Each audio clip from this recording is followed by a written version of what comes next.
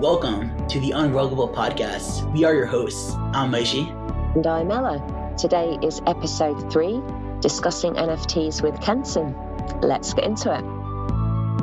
Welcome to the Unruggable podcast. Today we are talking to Rikognition. Mm-hmm. Please tell me how to say that correctly. The second one was correct, yeah. Rikognition. Fantastic. So, welcome, and so pleased to have you here with us today. Obviously, this is the first time that we've met, but you've known Moishi for a little while, which is super cool. So I have to start off really by asking, please tell us about your name, Rikognition. How did you come up with that, and what does it mean? So the name is kind of silly. It kind of came from coming off from AIM days. So my first name is actually Derek. Kenson is my middle name. Cool. So up until college, I went by Derek, and then so Rikognition actually comes from my nickname Rico or Rick or whatnot, and that added with ignition. So that's where it came from. And by the time I went there, it was I was so fed up with not being able to find for anything like a domain name or whatnot. I chose the most obscure name so that I can ensure that it was not taken. That's really smart. I really like that. And I love the link back to your real identity as well. But it's like you've sort of taken who you are and created something new and really unique with it. That's super cool. So no, I love that. Great answer. So, I mean, I'm an artist myself. And, the first thing I did when Moishi said we were interviewing you is I went onto your profile and I had a look at some of your work and I was like, oh my God, you're very, very good. Thank you. I understand you. No, dude, seriously. You are, right? I mean, you do this professionally. Tell us about that. It's kind of a mix. As in I came from YouTube was the first kind of how should I put it? I didn't. Okay. Sorry, I'm terrible at talking. No, don't worry, man. It's all good. So tell us where it started then. What was your journey? It came from YouTube. I came from YouTube. There was this Asian American group back in college over a decade ago called Wong Fu Productions. And they actually started making short films, telling Asian American stories. And you don't see that often in any sort of media or whatnot. But YouTube was new. And it was a way for them to share their stories. Actually, I heard of them before YouTube was even available. They made these short films and passed them around by uploading on them on a website. And you would have to download the whole thing first because streaming wasn't a thing yet. It wasn't. It just never worked, So back in college, we would pass these downloaded videos around, and they were starting to build a name for themselves. And then YouTube came and they launched, and they became YouTubers. I didn't even know they were YouTubers. I just knew of them from these short films. So they gave, and I've always been doing kind of videos related stuff and animation for fun. I never thought it as a viable career until I met these guys. Brought them to college through the clubs to have talks and stuff, and we ended up connecting, and I started making stuff for them while I was still in school, and then when I graduated, I decided to they brought me in, and I just joined them and did kind of media related stuff, and then that transitioned into more film commercial sort of stuff. But I never thought growing up, I never thought of a video related as a profession. It was always just a hobby. I was thinking of a more traditional career. Yeah, it's super cool, man. I saw you did you on your YouTube channel that you have so much in your featured work. I see a lot of things here. Have you participated in everything that's on your featured track? Yeah, so the YouTube that I actually have is not very updated. that was between like that and Vimeo. I was like just putting stuff up, so I don't take that one seriously. I even though it's YouTube, I do more like behind the scenes stuff or work with other YouTubers. So I've worked with a lot of like channels, like the OG ones, going up from that past like 10 years. Yeah, I see a Bazzi music video here. Yeah, that was more of I actually didn't know of him until that job came along, but it was just through a typical like production line, and they just needed some facts. I think they hired a bunch of people for that, or at least a couple people, because I only focused on the eyes, like wherever there were eyes that had to be bigger. That's what I did, was just make her eyes super big and buggy looking. Yeah, man, I'm saying you've got a lot of different places that you've been in, a lot of different looking all over. You know, your YouTube, you know, your personal channel, and then also your work on Wong Fu. Pronouncing that right, Wong Fu? Yeah. So Wong Fu is funny because that's also a name that kind of spawned from the like AIM or coming out of it era. So there's all these wacky names that we have. Because nobody's actually named Wong Fu, and it doesn't mean anything. That's awesome. So take me back to the beginning then. So this career has basically evolved out of personal connections that you had in college, and then it's just sort of blossomed. It says on your bio that you're a film director, which is super, super cool. So please tell us how that's come to be. So actually, that's not quite correct. I just didn't want to put. Are you talking about my Twitter profile, correct? Oh, sorry. Yes, I am. Yeah, my apologies if I no, made no, a mistake. no. It's because they don't have as many options, and I didn't at first. The closest one was social media influencer, and I actually very dislike the term influencer. Mm-hmm. So the closest thing was film director. But I actually specifically do more like visual effects and motion graphics, which is also at the top. Yeah. So that was just the closest like job title on there. I understand you now. That makes perfect sense. That's totally cool. I have relatives that work in the visual effects industry in the UK. So are you working as an independent? Are you contracted to a studio? What's happening with you professionally? Independent. And I wouldn't say I have any like blockbusters under my belt. They've more been in like the corporate commercial kind of realm. And I feel like a lot of it is in this industry over here, it's like they're contracted on the movie or whatnot, if they are, for the duration of that, and then they have to find their next gig. So yeah, something like right. like Marvel would probably be a great place for you to get involved with. They could use your work. It's kind of weird because coming from like new media, so I count anything internet video, YouTube as new media, even though it's not quite so new anymore. It definitely is a lot different from like industry.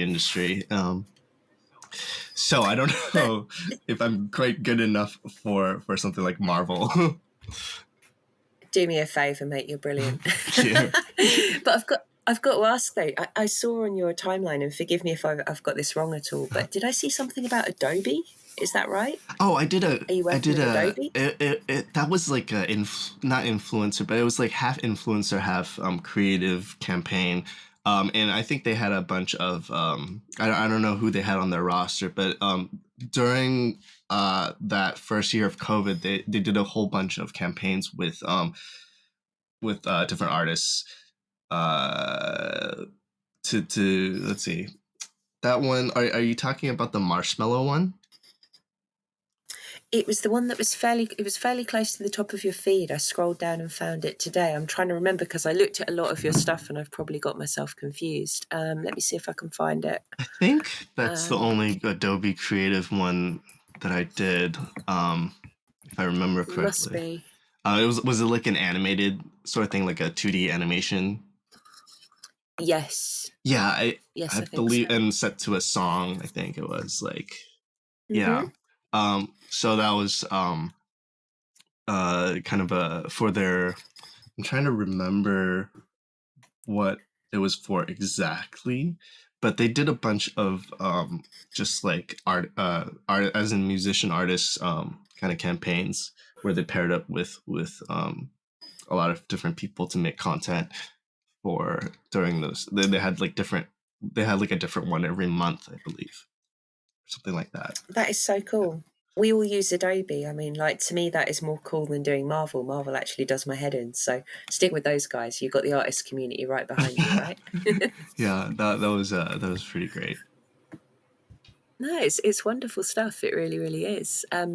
So anyway, your work itself, I really want to get into the art side of things, if that's okay. Yeah. Are you in? Is a lot of the work we're seeing? I'm seeing a lot of collaboration work, and obviously you're working for clients, which of course you would do because it's your bread and butter. Your pinned tweet, that beautiful angel, is that something that came to you as an inspiration from yourself, or was it a client piece that was directed at all? How did that one come to be? So the one with the girl with the wings, that's actually a fan kind of piece from kind of based off of this anime called One Piece. Okay. One of the characters there, and that one was it's a photo manipulation, so it's actually a cosplay photo of my friend. And then I added the wings, and the wings are made out of arms because in the series, this character has these superpowers that she can kind of sprout body parts from any part of her body. And there's this move that she does is she sprouts a bunch of arms, forming into an angel wing so that she could fly for a couple seconds. And that was it's so cool. That. Thank you. Yeah, that one specifically was a piece that was like it was a test of like, oh, I have some time, I'm gonna experiment. So I think I was testing out like 5 or 6 different programs to make that piece in the span of a year, just on my own time. I definitely wasn't spending a whole lot of time every day. So that was like more of a technical kind of goal accumulating into that piece. It was more of a process so I could learn some of these new softwares rather than specifically make that piece by itself. That makes a lot of sense. That makes a huge amount of sense. And it actually leads me beautifully on to the next question was I wanted to understand a little more about the software you're using to create it because, I'm looking at that thinking, I want to try. I know it'd never be, it'd be hard to get to that level, but, how did you create it? What software did you use? Ooh, that that one I used as quite a stuff. Sorry, I'm like shaking. I'm quite nervous. Man, it's all good. Don't be. Okay. Okay. Let me drink some water first. Yeah, Kenson, I gotta say, I've been checking out your TikTok also. You got that one video that went viral. You got a bunch of big videos. This is this one video of the Hunter x Hunter VFX. Oh, and yeah. Like that stone is getting split, and the characters dodging the stones and knocking them away, and it's so on point. And scraping through the ground. That's fantastic. That's that's AAA level right there. Thank you. So if you can't tell already, I love anime. So that's where a lot of the influence comes from. Yeah, I don't know. I feel like a lot of pieces like try different techniques. So for like the Hunter x Hunter one, that was one of the first time I did a kind of rock simulation that's kind of like that. For back to like the Angel one, who's Nicole Rabin, I think that was really the first time I started dabbling in more 3D, with like cloth sim, like a small cloth sim for her little half skirt thing, and then just a bunch of different tools. Like background is 3D. She is not 3D, but so different combinations of tools, and most of it is put together at the end with After Effects. So I use After Effects for pretty much everything. Is what I'm most comfortable with. I've been using After Effects since like high school, and then trying to expand my repertoire and skill set.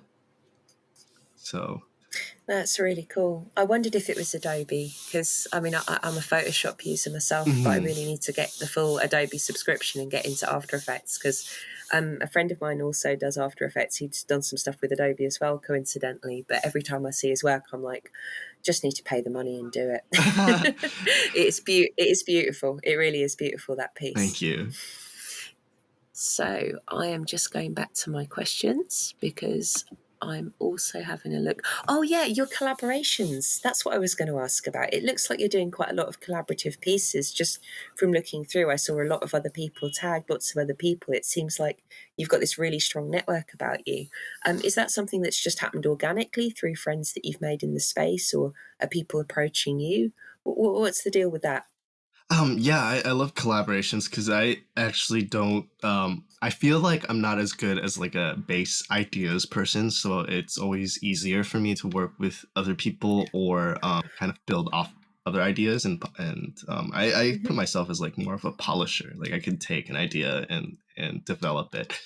But yeah, it came from also from YouTube side. I credit everything to Wong Fu because they were the one who's got me connected and.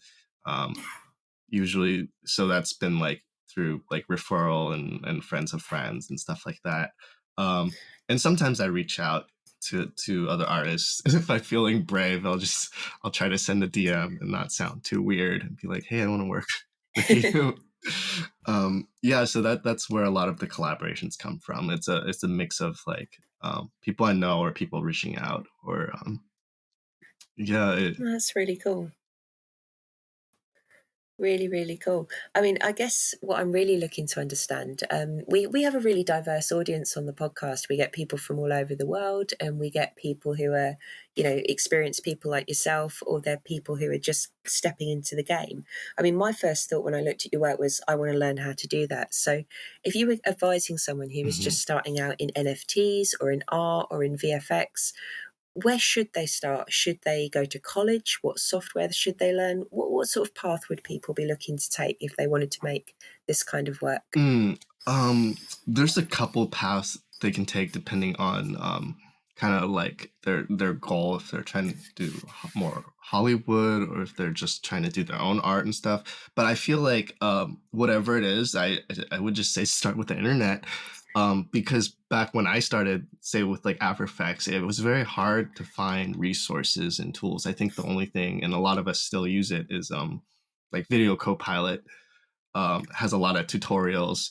Um, Back then, I think what I did was I joined. I found these forums. You know, back then we still used forums, and there were like VFX or like filmmaker forums. Um, that we would join to learn. But nowadays it's so accessible. Like if you just go to YouTube, even there's just tutorials for everything. And then especially for 3D stuff, I would say like I haven't personally learned Blender. I'm on Cinema 4D, but Blender is so accessible. Like as a free 3D tool that's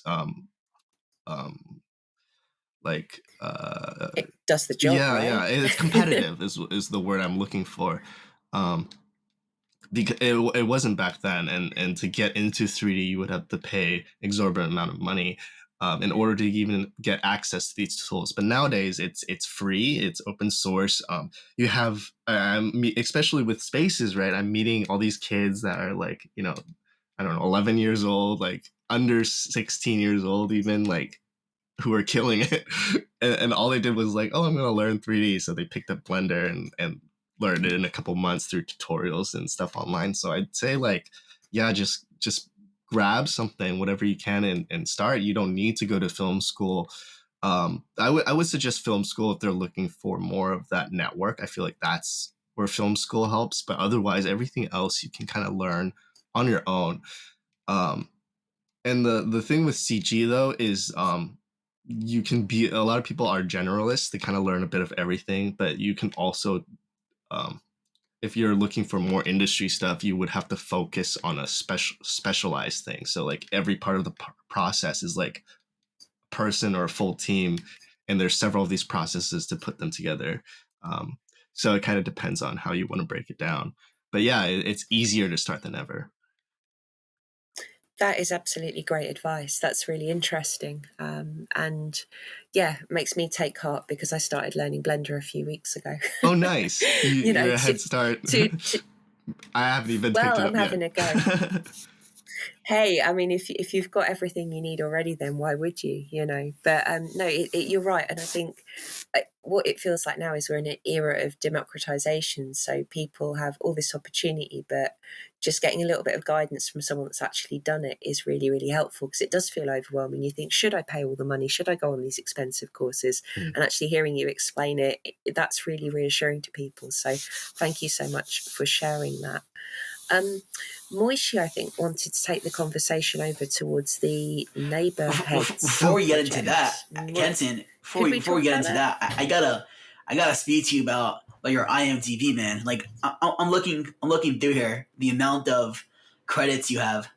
Oh, it's silly. I feel like I ruined, as far as industry standards go, I kind of ruined it because a lot of there was a lot of these YouTube groups that did these silly shorts and some of them I'm so embarrassed about. But they just entered everything in IMDb. So like a professional going to IMDb and looking at them would be like, oh, it's just padded with a bunch of random content. No, but dude, it's incredible. Like you've done a lot of different works, shorts or not. You know, it just you see the the years. You see the years of the as you've done a lot for Oh over yeah, what is it, over a decade now here. You have over a decade of your work yeah. over here, It's man. been a minute. Speak to me about Aurora. When I go onto your YouTube channel, I get hit with that Aurora video. Oh yeah, You directed that. Yeah, so what's funny is that was the one that you see on my YouTube. That's the version that I released as my Genesis NFT with Maker's Place.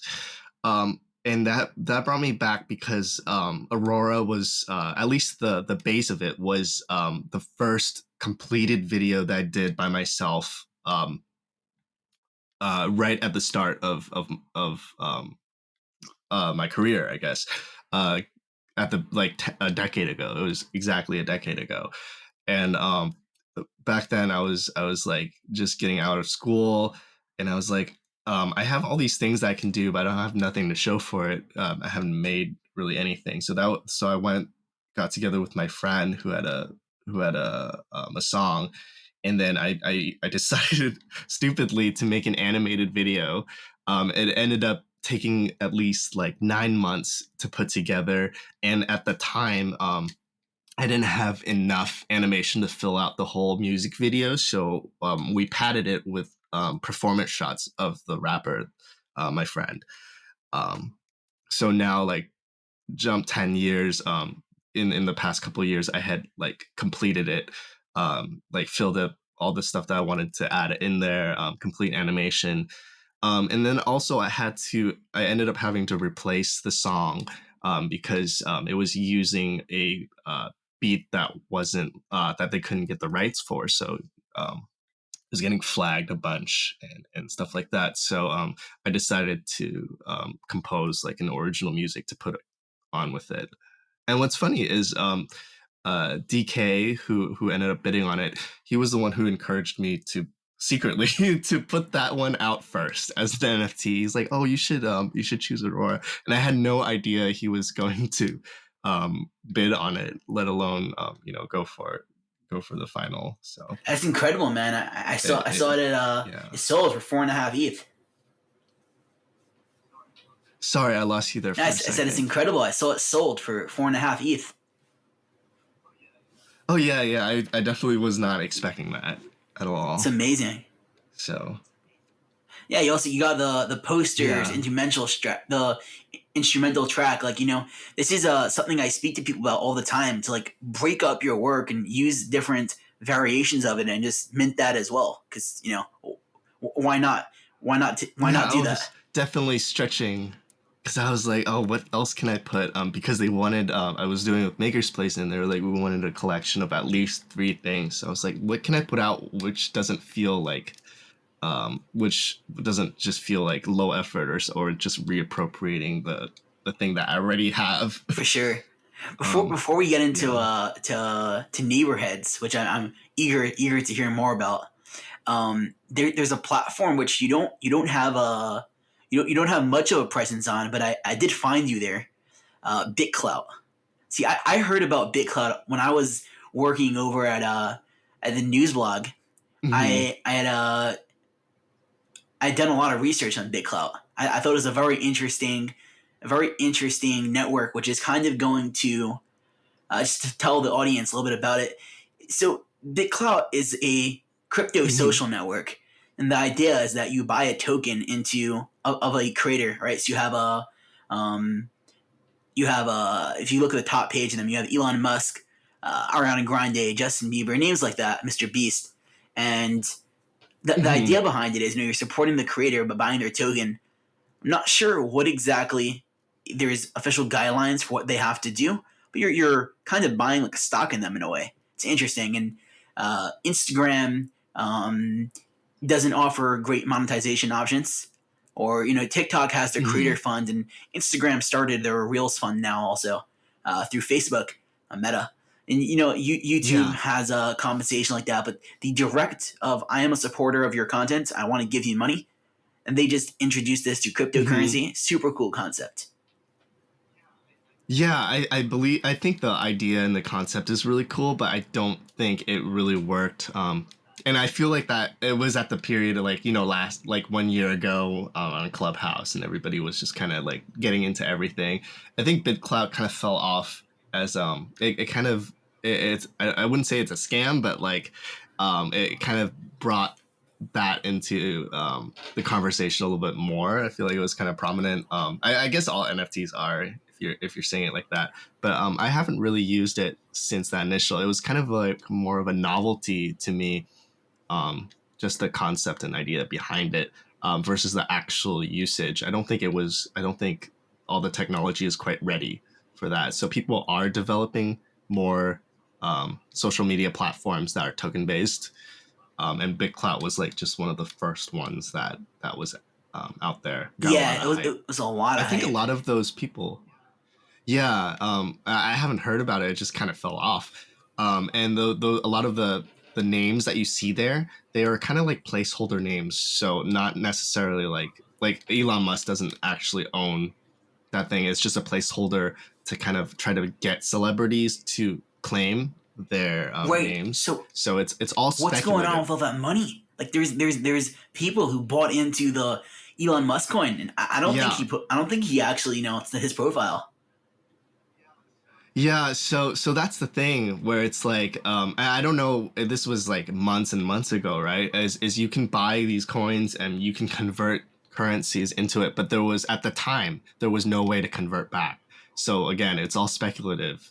And the people who were most like carefree about that whole thing were people who had the money to. I didn't buy any. I'm poor, but there were people who just had the money to kind of play, and they kind of like thought it was gimmicky, well, I mean there were some people, some of my friends who like thought it was cool and gimmicky, so they bought a couple coins and stuff like that, just for fun.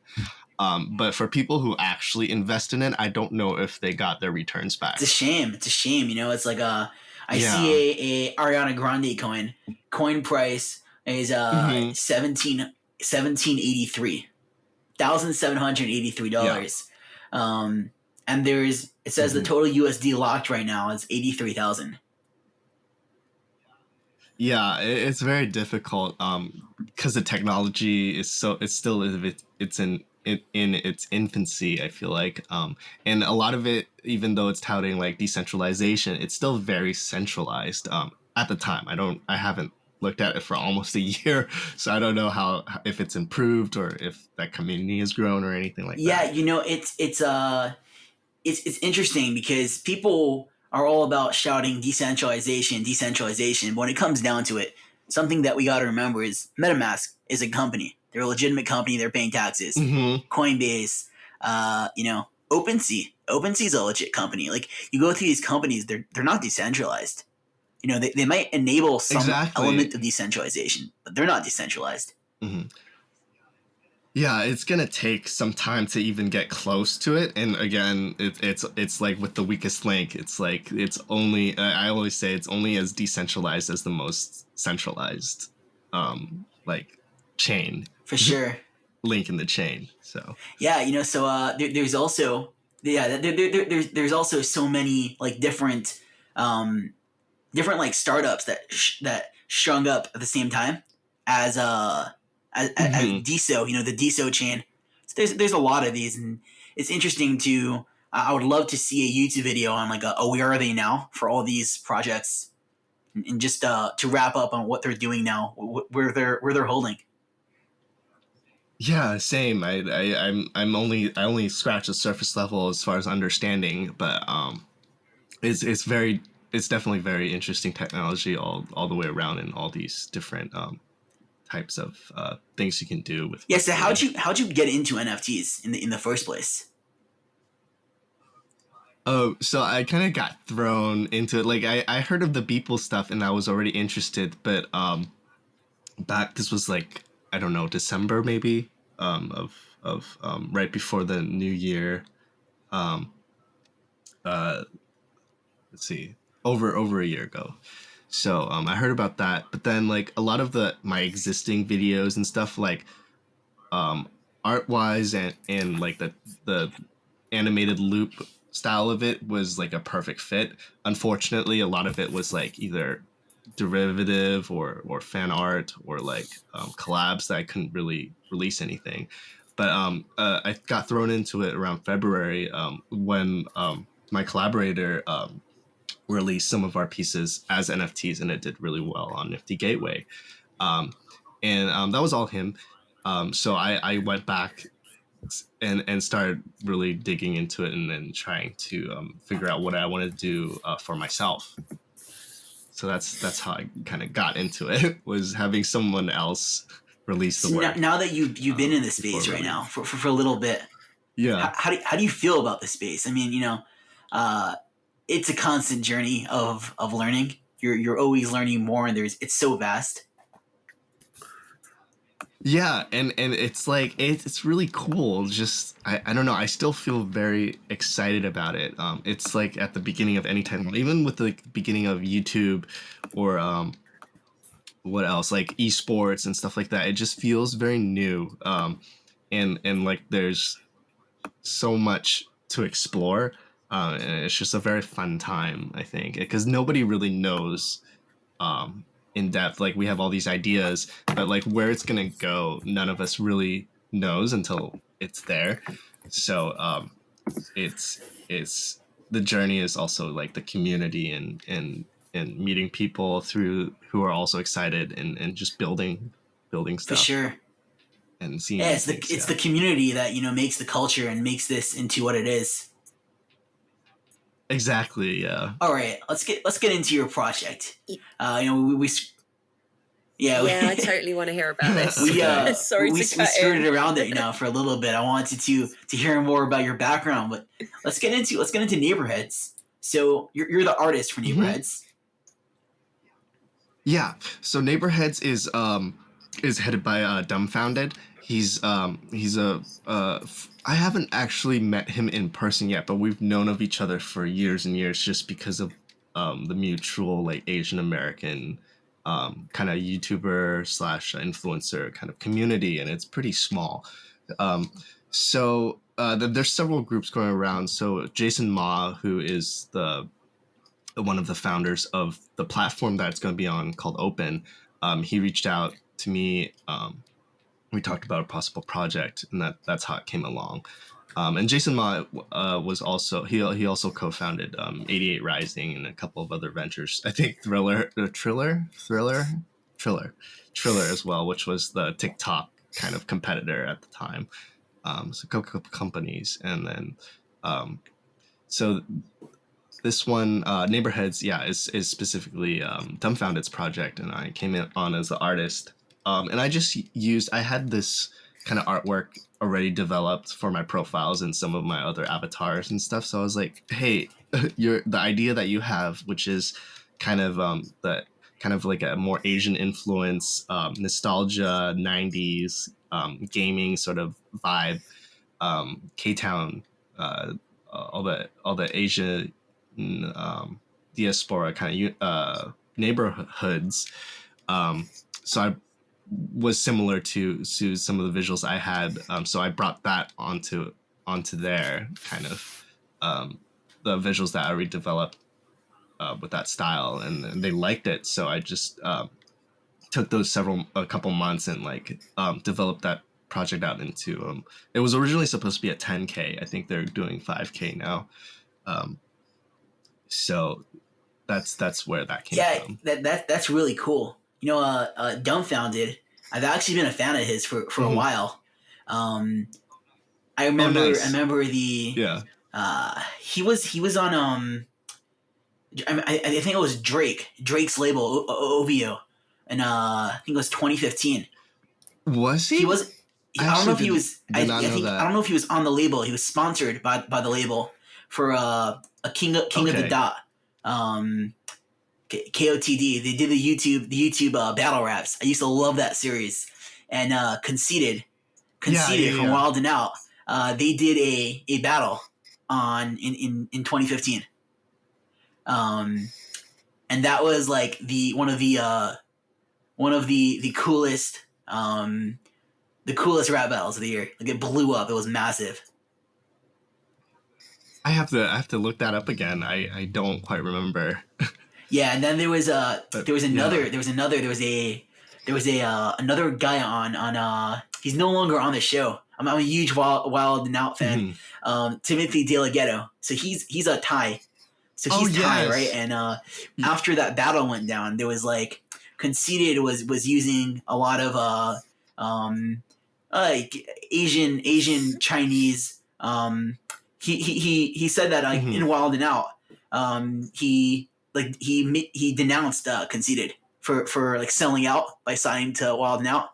He said that he applied for Wild and Out, and they made him like play out demeaning like Asian and Chinese stereotypes, and that they likely made like him do it as well for like black stereotypes. As he called him like a sellout, and then like there was a lot of drama back then. I was following it all along. He's Dumbfounded is a great artist. He's I loved his battle raps. Yeah. There's just it's just YouTube life has been riddled with dramas. I'm not like embroiled in them. I just hear about them all the time. Back then, there's nothing like that today that it's comes close to it. Like I feel like it's gotten worse. It's not as much fun though. Like, it was so much better back then. Oh yeah, YouTube was so much better back then. Before it was like a career, and it was like Dumbfounded, right? I remember he's not from America. He was I'm trying to remember. I think it was Argentina that he came from. Like I remember he like smuggled into the country, and he started battle rapping at a super young age. Like before he was I think he was still in middle school when he started battle rapping. When he started doing that, and he dropped out of high school before it was even before there was a thing as being a YouTuber.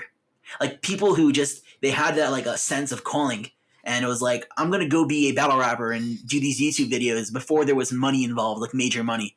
People were making nothing for these fights. Yeah. It's because that's why it was new media at the time. It was all these platforms and with like minorities, like Asians are, we're very stereotypical, like, oh, we've got to be doctors, lawyers, find like a legit profession. If you don't make it, then you kind of like bring dishonor to your family, right? But then with YouTube and stuff, there was a platform for all this creative energy that like we just never had a place to output. And then it was also on a place that could be seen. So for the first time, you have all these younger Asian Americans seeing themselves, doing things that aren't typically known of them. So YouTube did really give us like a voice in the platform when like Hollywood representation really wasn't a thing. And at the time, I feel like those first couple of years, they really did spend a lot of time on their creators. And then that just slowly kind of transitioned out as they became more and more corporate. But yeah, that was definitely a very fun time. And you kind of see it replicated again through like Vine, and then now through TikTok. and now Web3 feels kind of like that again. Yeah, So whenever something always starts out, it's like cycles. that. Yeah. It's sad though. It's very sad to see. Yeah, I feel like there's enough in Web3 where it's gonna last for a bit, at least. So this is the period to really jump in. A lot of people are like on the edge or speculative. Like, if you want to have fun and actually make it go in a direction that you want to see it, like this is the time to go in, and because you have, before it's like set in stone, there's so much to develop and to learn and to create. So you really have that, like, at least a percentage of control and freedom, that you might not get once it's all established. All right, 100%. I'm tripping out over here. I'm on your website, the Neighborheadz Neighborheadz open world. Mm-hmm. What is going on over here? Tell me about this project. Okay, so on the art side, at least, it's based off the little avatar that I have on my Twitter, and originally I used it just as like a graphic, like on business cards. There's no usage for it otherwise. And I really, before the video stuff, I started with more pixel art, and I haven't done pixel art for several years now. But for some reason, with NFTs, I brought back all the pixel art. And I remember I used to make pixel art for games, and I would also join these forums, and we would get together with other people who around this program called like Click and Create or Click and Play, which turned into Multimedia Fusion, which is kind of like the Games Maker, or like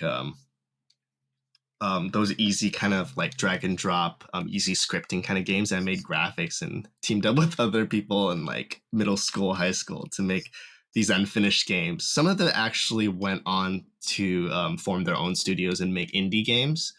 But that's also where Aurora spawned from, was just like, I don't have the capacity to develop a game over several years, but I want to put something together. So Aurora was born from that. And then with these Neighborheadz, also kind of like a chibi pixel art kind of, with some Maple Story vibes. Maple Story was really big back when I was in college. So kind of just building off that nostalgia, with like a little bit of 8-bit and a little bit of like anime. Yeah. And they took it and ran with it. That's super cool. That's super cool. This project. Mhm. I want to talk about the traits of these characters. They're super cool. Thank you. Yeah. It's pixelated, but in like I don't know how to describe it. It's like a professional pixelation. It doesn't look, there's a lot of pixelated images out there that look like you just took a picture and you put it through a pixelizer, a filter or something. Yeah. It just looks so clean. Yeah, so people don't understand that with pixel art is also a craft. It's like mosaics, and there are techniques and ways to build it. And even like for a seasoned illustrator, doing pixel art would be easier, but it to learn with the illustration background. But there are definitely like very specific things you do with pixel art that you don't do normally. So that's where it all comes in, is all the details. And I feel like I already had to throw out a bunch of details to make it more efficient.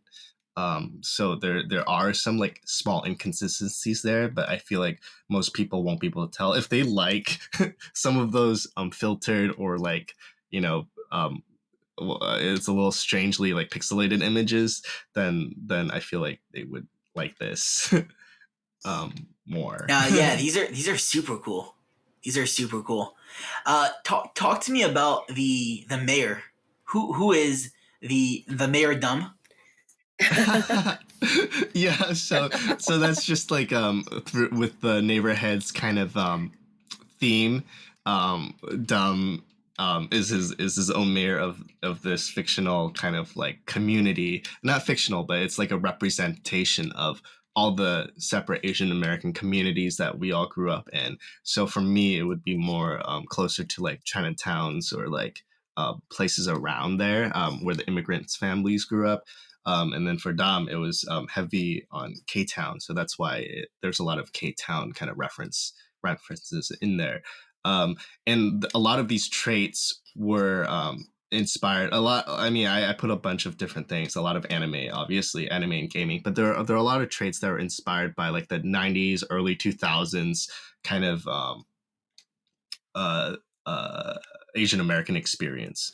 So a mix of like, you know, all the baggy clothes and wild hairstyles. The hairstyles are definitely more wild than what we had, but yeah, that's where a lot of these traits came from. That's super cool. So I yeah, it was like I put, so like again, Maple Story, anime, and then like the Asian American experience kind of all jumbled into a package. So I got a line over here that I really like: from the block to the blockchain, curated by and for Neighborheadz. Yeah, and along with like the K-Town and kind of Asian American sort of vibes, I think what's nice about this project is he's really focusing on kind of like supporting local communities, local restaurants, and local businesses, and then doing more IRL events because that's what he's good at. Coming from that sort of background, he's really good at throwing events together.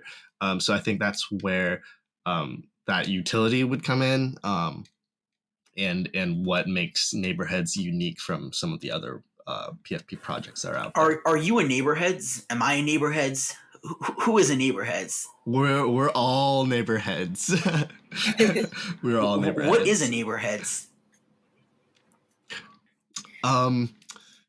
It's just, you know, a neighbor, like a these are just people that we grew up with and people that we see maybe through a lens like the Asian American lens. So along with that, you'll see like a subset of elders.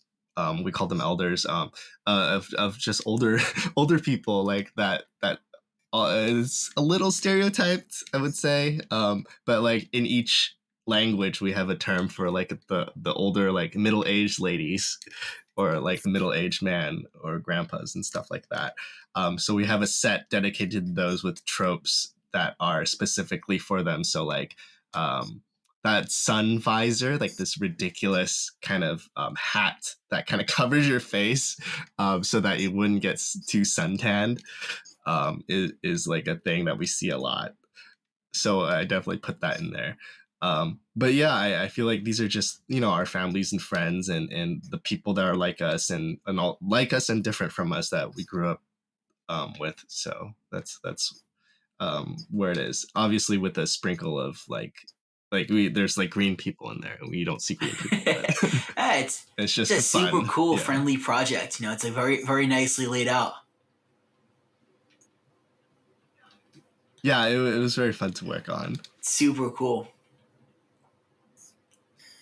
It's like, you know, it's refreshing. It's refreshing to see just a very what's the word?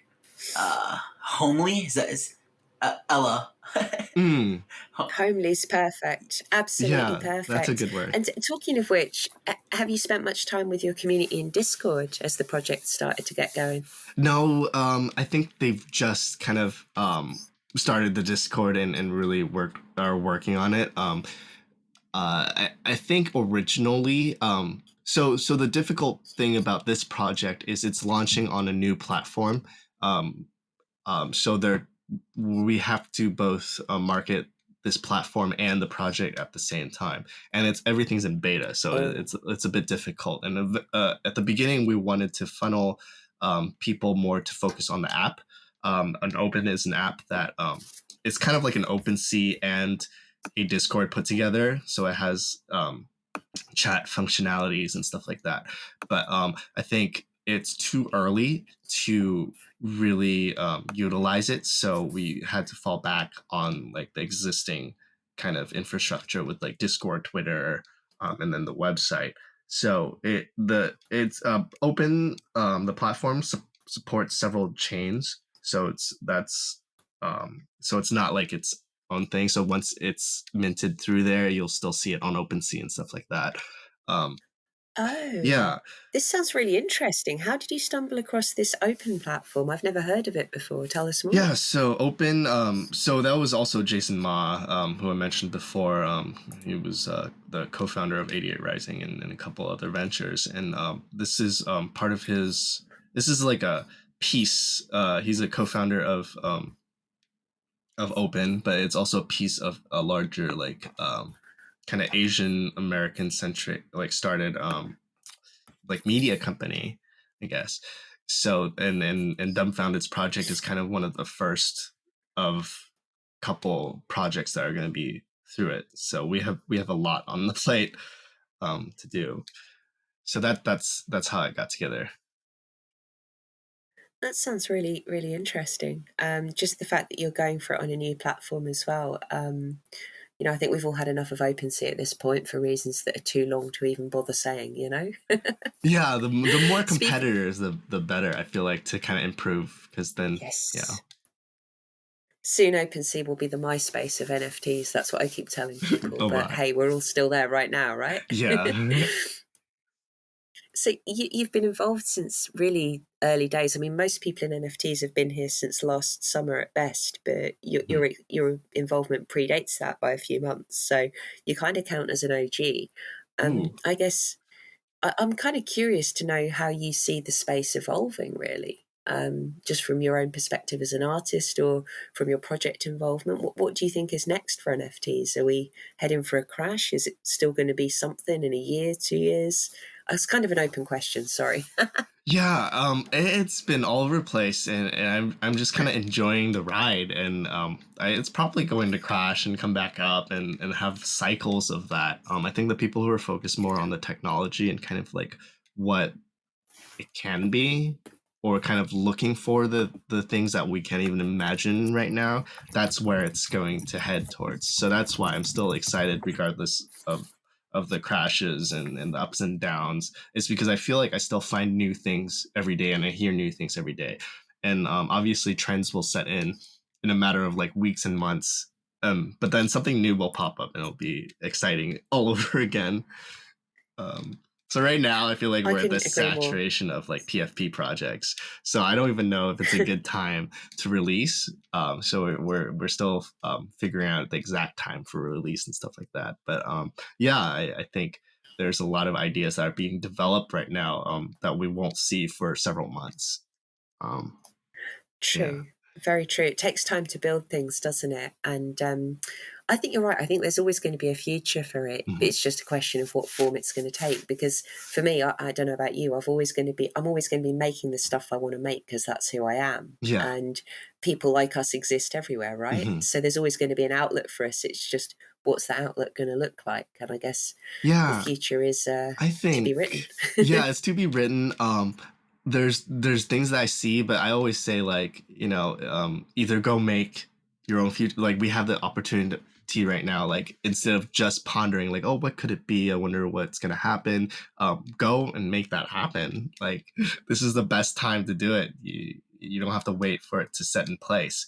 And the things that I'm looking forward to, or I think that's going to happen in the immediate future, is more gamification. I think it's kind of costly, especially with ETH right now, to do a lot of interactive gaming things because it requires updates to the metadata, and every time it's updated, you have to pay this gas fee. But I think instead of like, so say the next iteration of PFP sort of generative projects would be less randomized. I feel like this is just all random right now, right? I feel like, I think what would be cool is being able to buy tokens and being able to change out traits or kind of like model a character, kind of like just in games where you get to design a character. Um, Little things like that, and I feel like they've been done before, but just not implemented on blockchain quite yet. So I feel like if you look at the history of gaming, some of those things will be implemented in NFTs as well. So that's Agreed. that's a quick kind of turnaround thing. I love what you said just there about like you just got to make it happen, right? Yeah. I mean, as well, I just think that's a quote for the strapline on this episode. I think that's perfect. Moishi, how are we fixed for time? I think we I think we covered a lot of ground today. It's been Kenson, it's been incredible getting to know you better. Yeah, thank you again for like putting this together. It was very fun to talk about. For sure. It's an incredible journey you're on, and that you're doing right now. The project Neighborheadz is incredible. The amount of experience that you have is it's overwhelming to me to even to go through going through all your work. You've done a tremendous amount of projects, and there's still so much like untouched. I feel like it's never ending. It's always a learning experience. Of course, because if you didn't have that attitude, you wouldn't be who you are today. That's why you're able to do what you do. For sure. That's why you're able to do it. It's listen, you are a incredible person. I'm really glad to have gotten to know you. Thank you. And from my side as well, it's been an absolute pleasure to meet you and hear a bit more, especially about the artwork side of things, because I think that's what people coming into this fresh, they look at that stuff and they think, that's where I want to be. And for me, it was just lovely to hear you break it down and just be a human being about it all, because a lot of people aren't that way. So I really appreciate your approach and your attitude just as much as I do your artwork. Thank you so much for your time. Thank you. Yeah. I'm just excited to see where, like, beyond the artwork, like what NFTs can really do. I think we're going to get there, and it's going to be even more crazy than we imagine it right now. Absolutely right. All right. Listen, cool. Well, like we said, I really appreciate it, Kenson. It's been an amazing episode.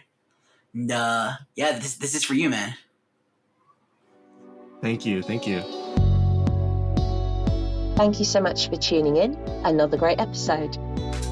If you haven't already, find us on social media at UNRUGGABLE Pod on all socials, and subscribe to us on YouTube, Spotify, Apple Music, your favorite podcasting platform.